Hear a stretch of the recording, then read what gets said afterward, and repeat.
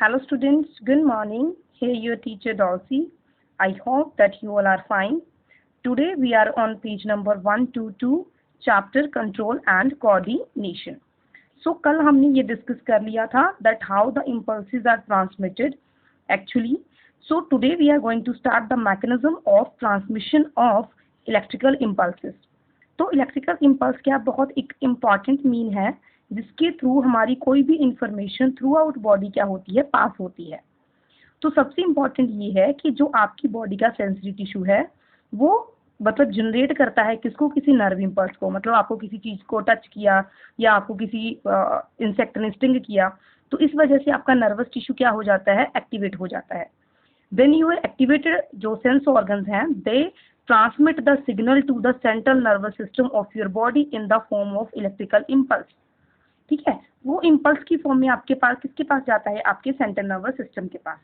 फिर वो central nervous system बहुत से केमिकल जो एक तरह के सिग्नल्स होते हैं या ट्रांसमिशंस होती हैं, एसिटोलकलाइन का क्या होता है, ब्रेकडाउन होता है। इस वजह से जो आपकी नर्व इम्पल्स है उसकी ट्रांसमिशन होती रहती है from one end of the body to the other. If instead of generating an electrical impulse, अगर क्या हो कभी इलेक्ट्रिकल इम्पल्स जनरेट ना हो, स्टिमुलेटेड सेल्स, तो आपके जो स्टिमुलेट किए हुए सेल्स हैं वो एक क्या रिलीज करेंगे, कोई केमिकल कंपाउंड। ऐसा कंपाउंड जो आपकी बॉडी में से क्या करेगा, डिफ्यूज करेगा अदर बॉडी पार्ट। फिर वो पार्ट आपकी इंफॉर्मेशन को क्या करेंगे, रिकग्नाइज करेंगे और आगे क्या करेंगे, पास करेंगे। This will be slower, of course slow तो हो गई because it take time to collect the information and to transmit it, but it can potentially reach all the cells. पर फिर भी स्लो होने के बावजूद भी जो आपकी इंफॉर्मेशन है it can be transmitted to every part of your body regardless of the nerve connections. It can be done steadily and persistently. कितनी भी नर्व कनेक्शंस क्यों ना हो आपकी इंफॉर्मेशन उतनी ही अच्छी तरीके से क्या होती है, ट्रांसमिट होती है। These and different plant hormone, मतलब ऐसे होता है ना भाई, ये नहीं है कि हर एक ऑर्गेनिज्म में सेम टाइप की ही मूवमेंट होगी। जैसे जो ह्यूमन बीइंग है उसमें तो क्या है, एक ब्रेन भी है, तो वहाँ पे हार्मोन्स के साथ साथ ब्रेन भी क्या करता है, काम करता है। और ब्रेन तो ऑलमोस्ट हमने डिस्कस कर लिया that which part of the brain control in the generation and transmission of signal of which type, मतलब कौन सा बॉडी पार्ट आपकी किस ब्रेन के पार्ट के अंडर कंट्रोल है, ये तो ऑलमोस्ट हमने डिस्कस कर लिया। पर ऐसा नहीं है कि ओनली जो हमारा ब्रेन है वही हमारी एक्टिविटीज को कंट्रोल करता है। इसके बिना जो बहुत से हार्मोन्स हैं वो भी आपके सिग्नल्स को क्या करते हैं, कंट्रोल करते हैं।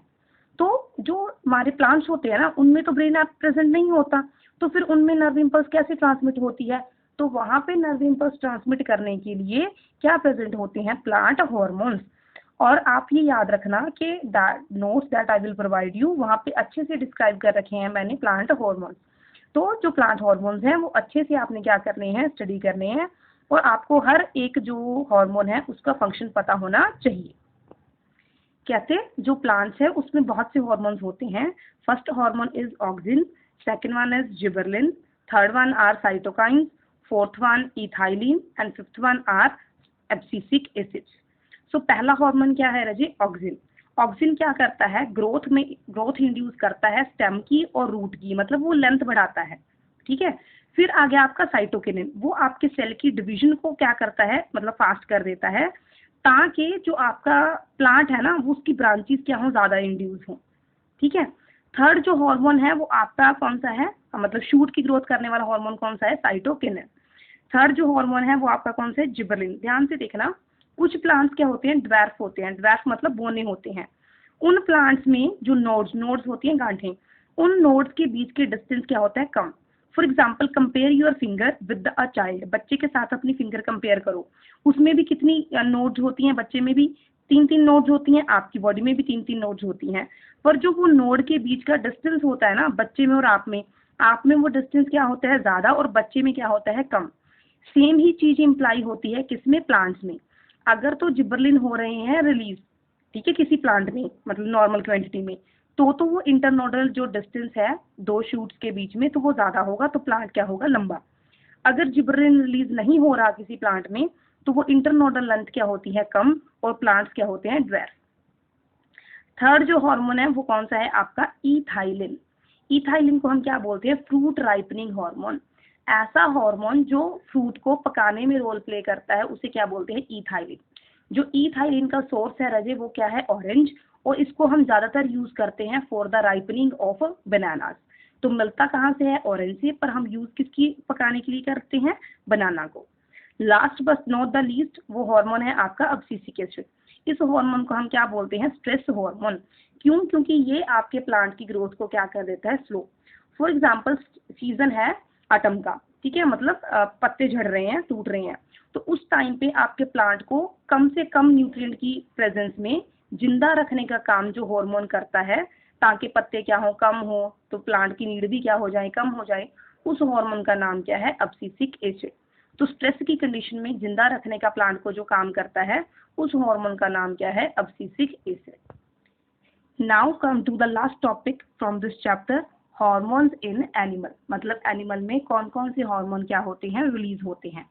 कहते हार्मोन को आपको अच्छे से आइडिया हो गया कि कोई भी ऐसा केमिकल जो आपके जो सेल्स हैं वो रिलीज करेंगे, और जो ऑर्गन, जो ग्लैंड्स आपकी बॉडी की हार्मोन रिलीज करती हैं, उन ग्लैंड को रजे क्या कहते हैं, एंडोक्राइन ग्लैंड्स।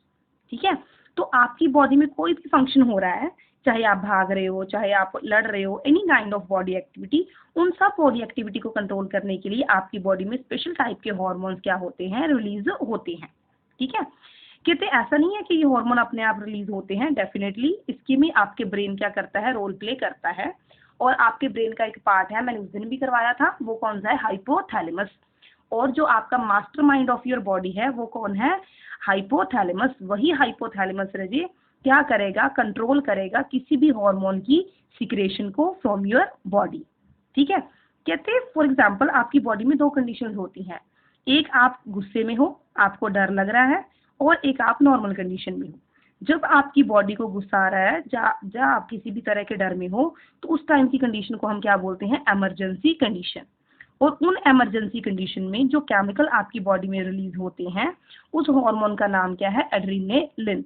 उसका दूसरा नाम क्या है, एपिनेफ्रिन। तो एपिनेफ्रिन या एड्रेनालिन को हम क्या बोलते हैं, इमरजेंसी हार्मोन, जिसको कौन सीक्रेट करती हैं, एड्रिनल ग्लैंड। और आपको अच्छे से पता है कि जब हमने एक्सक्रीटरी सिस्टम का डायग्राम किया था, तो किडनी के ऊपर दो ट्रायंगुलर ग्लैंड प्रेजेंट थी, उन्हीं ग्लैंड को क्या कहते हैं, एड्रिनल ग्लैंड्स।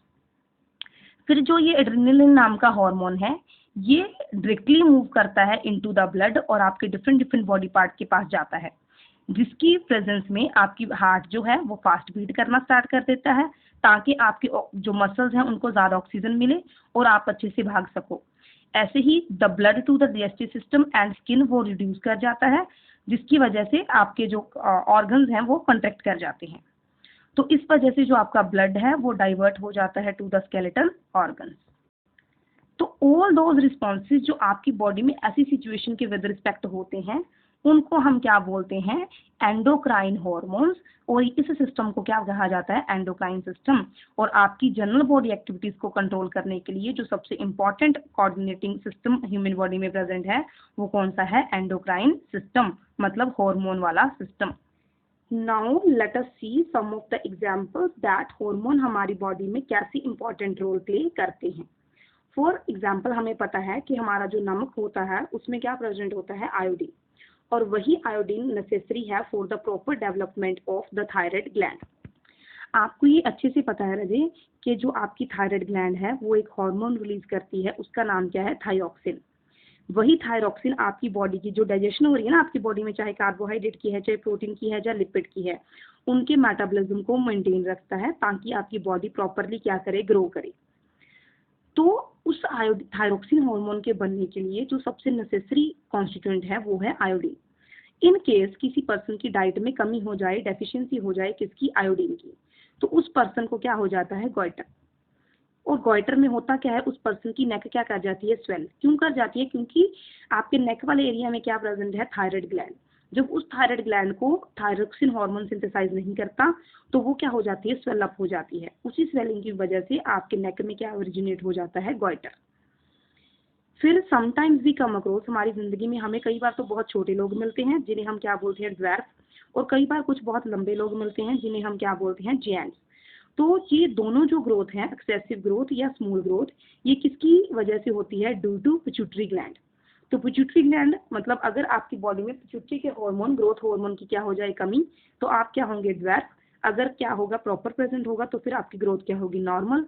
और कभी किसी ऑर्गेनिज्म में जैसे कि आपके ग्रेट खली, उनमें क्या है इस हार्मोन की सिक्रेशन एक्सेसिव है तो उनकी ग्रोथ क्या हो जाती है एब नॉर्मल। सो आपने जब देखा होगा when you are at the age of 10 to 14 years, girls में 10 to 12 एंड बॉयज में 12 to 14, जो ये एज होती है तो आपकी बॉडी में सर्टेन चेंजेस देखने को मिलती हैं मॉर्फोलॉजिकल। जैसे गर्ल्स में इनलार्जमेंट ऑफ ब्रेस्ट एंड जो बॉयज हैं उनमें बियर्ड एंड मुस्टैचेस। तो ये जो चेंजेस हैं that are due to presence of two hormones.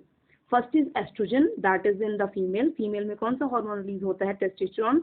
और जो मेल्स होते हैं बॉयज होते हैं उनमें कौन सा हार्मोन रिलीज होता है टेस्टोस्टेरोन। एस्ट्रोजन किस में रिलीज होता है फीमेल्स में और टेस्टोस्टेरोन किस में रिलीज होता है मेल्स में। इन्हीं हार्मोन की प्रेजेंस में आपकी बॉडी में कुछ चेंजेस आती हैं, ठीक है। नेक्स्ट क्या है, समटाइम यू सी दैट जो आपकी फैमिली में कोई ना कोई पर्सन ऐसा होता है जिसको क्या होती है डायबिटीज होती है। क्या होती है डायबिटीज।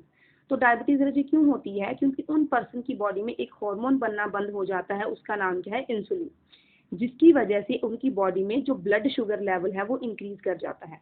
तो इंसुलिन क्या करता है राजेश, वो ग्लूकोज को चेंज करता है ग्लाइकोजन में ताकि ब्लड में शुगर का लेवल क्या रहे मेंटेन रहे। तो due to deficiency of insulin वो लेवल क्या हो जाता है डिस्टर्ब और पर्सन को क्या हो जाती है डायबिटीज।